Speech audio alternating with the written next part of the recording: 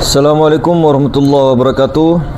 Alhamdulillah, salatu wassalamu alaika ya sayyidi ya Rasulullah, khutbadikallati lati adrikna ya Rasulullah. Hadirin semuliakan Allah subhanahu wa ta'ala dimanapun anda berada. Jadi konten kali ini kita akan menjawab pertanyaan daripada ikhwan kita, saudara kita. Bukan untuk ingin menakut-nakuti atau ingin merasa paling benar atau ingin mengatakan bahwa pendapat kita ini yang paling sahih dan sebagainya. Tidak. Jadi kita betul-betul ingin menjawab sesuai dengan pendapat kita, tidak menyalahkan pendapat-pendapat orang lain yang ada di luar pendapat kita. Jadi hadirin semuliakan Allah subhanahu wa ta'ala. Jadi pertanyaan daripada itu akan kita jawab di sini. Jadi jawabannya, selain daripada pertanyaannya itu apa yang diikuti ketika menjelang ajal kematian itu, dan adakah sebenarnya tanda-tanda itu. Nah, sebelum kita membahas ke situ, hadirin semuliakan, kita juga perlu mengetahui bahwa belajar ilmu ma'rifatullah, awaluddin ma'rifatullah, kemudian setelah belajar ma'rifat, amal ma'rifat, baru mendapatkan buah ma'rifat, harus juga tahu di pendapat kita, di jalan kita, metode kita. Kita harus mengetahui apa yang datang menjemput kita itu dan siapa yang diikuti.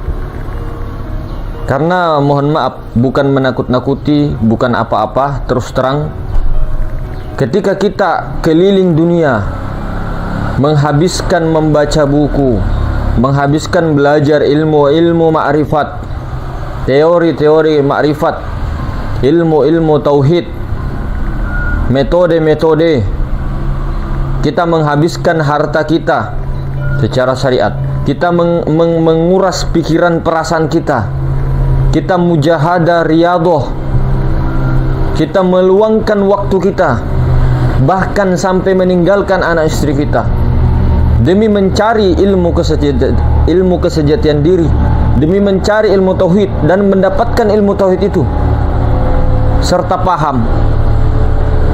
Namun kita tidak begitu pentingkan puncak daripada itu semua, itu menjelang pada saat sakratul maut. Puncak-puncak daripada pemahaman kita, baik itu amal ma'rifat kita, bahkan itu konsisten atau istiqomahnya amal ma'rifat kita ini, bukan sekarang dinilai. Yang dinilai itu pada saat-saat terakhir sebelum putus. Di situ adalah puncak-puncaknya iblis laknatullah alaih secara syariat menggoda daripada Bani Adam.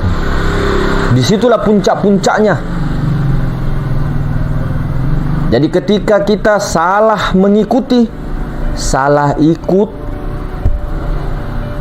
angkat tangan. Tersiksa, jiwanya tersiksa, merasakan semua siksaan, kegelapan, zulumat, tersesat jalannya di barzah. Dia tidak bisa ngapa-ngapain di sana, tidak bisa melihat, tidak bisa mendengar, tidak bisa bergerak ke sana kemari, tidak leluasa, terkunci. Mulut terkunci, semua terkunci. Gelap segelap-gelapnya. Lalu merasakan siksa yang sangat pedih, melebihi siksa daripada binatang. Itu tertera di lontar anak lolo, anak bayi itu. Ketika kau nanti keluar tidak berhasil menemukanku, tidak mengenalku, tidak ma'rifat kepadaku, maka akan kusiksa dirimu dengan keras, kuhinakan engkau lebih hina daripada binatang. Jiwa itu yang merasakan, Pak. Nafs. Kita itulah si jiwa itu yang diadakan. Ketika si jiwa nanti salah ikut, saya ulang, salah ikut, berbahaya. Itu kalau di sini ya. Kalau tempat lain, metode lain ya silahkan. Beda-beda metode, beda-beda paham. Mungkin ada di metode tempat lain itu mengatakan bahwa yang penting ma'rifat saja, nanti hasbunallah wa ni'mal wakil, terserah Allah mau kemana. Tidak apa-apa.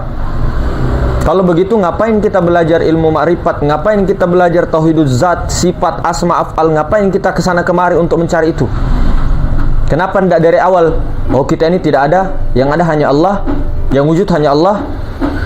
La haula wala quwwata illa billah, hasbunallahu wa ni'mal wakil. Begitu. Kenapa tidak dari awal begitu? Kenapa harus mencari kesana kemari 20 tahun, 30 tahun? Kalau tidak penting, silakan saja.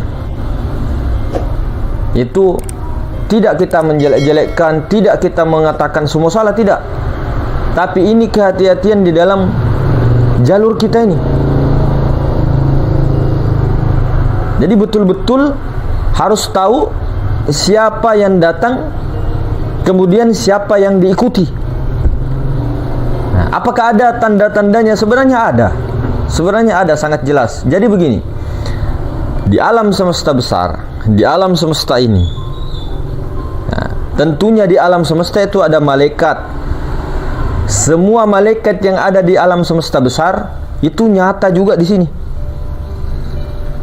Nah, kemudian di sini, di alam semesta kecil ini, nah, jasad kita ada kenyataan malaikat.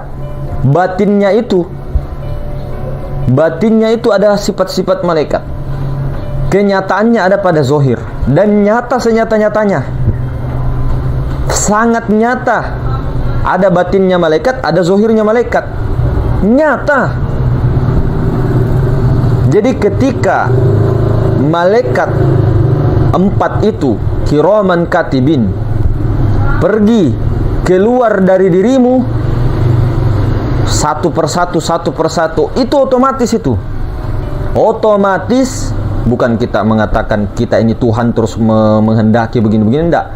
99,9% itu ketika 4 malaikat kiraman katibin keluar dari dirimu, itu sudah pasti itu, Pak. Insya Allah. Jangan pastikan deh, nanti banyak kaum-kaum yang ini. Insya Allah pasti mati. Insya Allah ajal. 4 malaikat sudah keluar. Apakah berupa hanya cahaya saja? Itu hanya biasannya. Oh, yang mirip kita, itu hanya biasannya yang mirip kita, energi yang mirip kita, pantulannya saja yang mirip kita. Ada kenyataannya pada diri, di batang tubuh, dari ujung rambut sampai ujung kaki itu. Israfil pertama yang keluar. Kemudian ketika setelah Israfil keluar, Jibril. Ketika hakikat Jibril keluar, Mikail. Ketika hakikat Mikail keluar, Israel. Setelah Israel itulah baru Nur Muhammad menampakkan dirinya, keluar dari bawah sampai atas, mengatakan, sayalah Nur Muhammad, ikut sama saya. Baru di situ zikir rahasia, zikir nikmat. Zikirnya itu bukan huruf, tapi bersuara. Suara pertamanya Allah Ta'ala. Suara pertamanya Allah Ta'ala bukan A, I, U, tapi titik. Ada suara tapi tidak berhuruf. Itu kunnya Allah Ta'ala pertama. Dengan kun itulah menjadikan Nur Muhammad SAW. Kalau tidak ada awal mula suara pertama itu, tidak akan ada Nur Muhammad. Ini seandainya dengan suara itulah Allah kun fayakunnya Allah Ta'ala di situ. Bukan mengatakan kun sholli ala Muhammad. Wah, itu lain lagi. Itu masih di tajallinya lagi, di bawahnya lagi. Jadi sebelum mengatakan alif di bismillah itu titik dulu. Sebelum alif jadi, titik dulu. Di sini kan ada kata-kata yang sangat agung. Bukan kata-kata sih, zikir atau suara yang sangat agung. Suara yang betul-betul sangat sakti mantraguna. Suara pertama Allah Ta'ala, bukan berupa huruf. Kalau bahasa Bugisnya kan Sa'da Pammulan Nalino. Sa'da Pammulan Nalino itu ya suara pertamanya Allah Ta'ala, bukan huruf, bukan A, I, U. Nah, itulah yang kita kiaskan biasa Maka ketika Norma mengatakan ikut sama saya, si jiwa itu menyambut keluar. Nah, karena si jiwa tadi menyambut, keluarnya tidak putus ke sana bablas, tapi keluar masuk lagi ke pusat, naik ke ubun-ubun, nanti ditimbun dari ubun-ubun itu meliputi jasmani, baru lenyap. Siapa yang tuntun? Siapa yang bawa dia ke Jabal Qaf? Siapa? Ya itulah Nur Muhammad sejati yang membawanya. Allahu Akbar. Jadi jangan kita sembarang ikut, apalagi yang ada di luar diri. Baik itu berwujud guru kita kah, orang tua kita kah, kakek kita kah, baik itu kembaran kita kah, mau itu lafaz Ahmad kah, lafaz Muhammad kah, lafaz Allah kah, lafaz Adam kah, di situ mengaku Allah kah, jangan pernah ikut. Kita ini daripada orang-orang tua kita dulu yang memang sanadnya jelas begitu, jelas sanadnya. Sampai wali ini, wali ini, wali ini, wali ini, wali ini. Cuma memang tidak mastur, karena terkenal dengan terkenal dengan kebiasaannya sebagai pengatur begitu. Pemerintahan di pemerintahan zaman dulu. Jadi begitu. Jadi turun temurun, sanadnya jelas, dan kita sangat menyaksikan. Bukan lagi cerita-ceritanya orang di sana meninggal begini, bukan, betul-betul menyaksikan. 3 tahun sebelum beliau meninggal sudah mengatakan harinya, ininya dan sebagainya, tepat sekali waktu. Pas meninggalnya semuanya, yang orang-orang kalau kita lihat sholatnya luar biasa, tahajudnya luar biasa, hajinya tiap pulang pergi hampir setiap tahun, keras juga ininya. Beliau malah lembek, layu, air mani keluar dan sebagainya. Ini bukan apa-apa, ini cerita betul-betul nyata begitu. Orang-orang yang merendahkan ilmu-ilmu kampung, ilmu sesat dan sebagainya, ternyata orang yang mengatakan itu yang lebih sesat, karena kelihatan begitu, sangat nyata. Semua keberkahannya kelihatan, semua perjalanannya juga kelihatan, akhlaknya, adabnya semua tertata. Tidak seperti yang menyalahkan sana kemari. Belum tentu juga matinya bagus, belum tentu juga kepulangannya bagus, belum tentu juga kita amal ma'rifat kita diterima oleh Allah Subhanahu wa taala. Sibuk kita ke sana kemari, padahal yang dituju ini hanyalah Allah. Pikiran perasaan kita betul-betul kosong selain daripada Allah. Selain daripada Allah. Pikiran perasaan selain daripada Allah.